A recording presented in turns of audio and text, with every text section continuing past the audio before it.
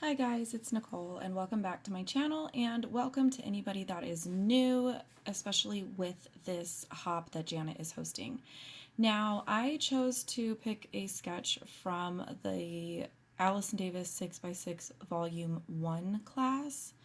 I have done the class at least 2 times all the way through, and the sketch that I chose to do this time around was sketch number 4, and it's one that I normally gravitate towards.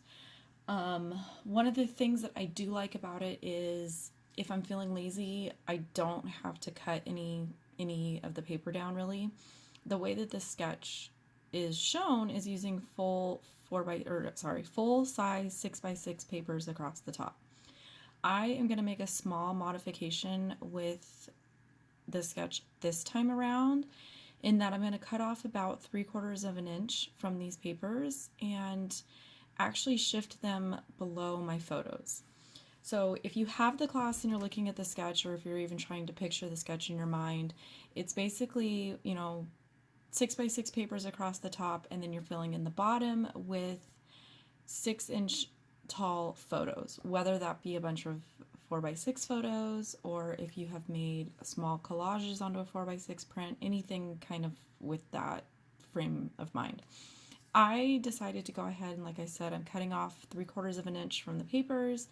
I'm going to shift that below so that basically there's going to be a small representation of those patterns below my photos and then a larger one above my photos. And then I kind of went through and sort of speed read through the class material because it had been probably at least a year since I've gone through the actual class material and not just the sketches. And I very quickly picked up on a technique that Allison does in her layouts a lot of times, where she will ink the edges of her photos with white paint or white ink. And I have done it before and I absolutely love it. When I've done it before in the past, I've basically just used white acrylic paint and like a throwaway sponge or even like a baby wipe and gone that route. I'm still trying to find everything in my room. If you have been keeping up on my Wednesday series, you kind of know that I am sort of trying to put my life back together as far as my scrapbook room. But I did have the little Tim Holtz ink, or not ink, it's the paint daubers. And I do have it in the white color. So I just pulled that out and it did work pretty good. I think it would probably work better if you were trying to put paint on the edges of paper as opposed to photos, because it just was a little bit slippery and you do get a little bit more paint if you were to use like paint and a sponge. The 6x6 pad that I was using is from Pebbles, called Garden Party, and it's super old. It says 2013 on the front. Was not actually a full 6-inch height if you were cutting off that branding strip. So basically I kind of had a little bit of that branding strip sticking out. So I chose to cover it up with some strips of paper. I had in my mind that I wanted to get like a wood grain pattern paper. Couldn't find it. Again, things are a hot mess over here. So I just grabbed some craft colored cardstock and punched it with one of my favorite punches. It's just sort of this wonky scallop, and I'm pretty sure it's by Fiskars. Pretty sure you can still get it. Any of the stuff that I'm using that you can still find, I will go ahead and post a link below, because I do know how frustrating it can kind of be when you see somebody using a punch over and over again and you sort of fall in love with it after seeing it in use, and then you want it. So if I can find it, I will post a link below. And also, pretty much everybody in the hop is also including links to all the other channels in the hop, so you should be able to find that pretty easily.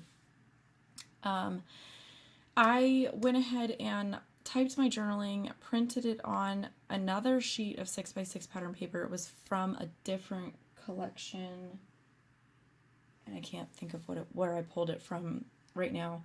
Basically, it was a nice gray tone on tone. It has a check pattern on the back. And then I just kind of did like a quick dig through my die cut drawer, and I found these die cuts, the right side, and these are fancy pants, because they had rain boots and just rain sort of topic type things in here, and I liked the florals. I liked that it had a lot of the colors from the 6x6 pad that I picked. And there was some... Oh, the orange die cuts were actually left over from a Girl Crazy kit that I just put together at a crop last weekend, and I'll share those layouts in like a layout share video soon. But I did like that they were leftovers, they were on theme topic, and they were orange, which my son is wearing an orange shirt, and if you've watched any of my videos, you know I don't typically try to match the colors in the photos with what I'm using. It's just not typically what I care about. In this instance, it was just one of those things where it was like perfect storm type thing. You know, you've got leftover die cuts from a previous project, why not put them to use? They are on topic, definitely going to put them to use, and they match and kind of pull a random color from my photos that isn't represented in the products. So that was kind of an extra bonus. And then I was obviously talking when I was doing the title. My title is just a bunch of different thickers and some tiny letter stickers from Jelly Bean Soup. If I'm using letter stickers for a title, I like to do different fonts, different colors, different sizes, and different style letters. So like mixing a metallic with a text and mixing tiny with big, that kind of thing. And then I used those text letters to kind of pull in off of the text pattern paper that I used from one of the 6x6s. And you guys won't be able to tell, but that text pattern paper is actually teeny tiny typewriter font, which I absolutely love, and all the phrases and stuff on there are talking about rain, like rain, rain, go away. But my title basically plays off of rain, rain, come today. Basically, if it's warm weather and it's raining, I will send my kids outside to go play in it. It's something that my mom never let me do, and they have fun and I get cute pictures, so that's kind of our tradition here. So that's pretty much it for the layout. I did keep it super simple. Just kind of went with things that I like to use and sort of things that are in my wheelhouse. So I hope you guys enjoyed my take on this sketch. Again, please go ahead and hit that show more button below the video to see links to the other videos participating.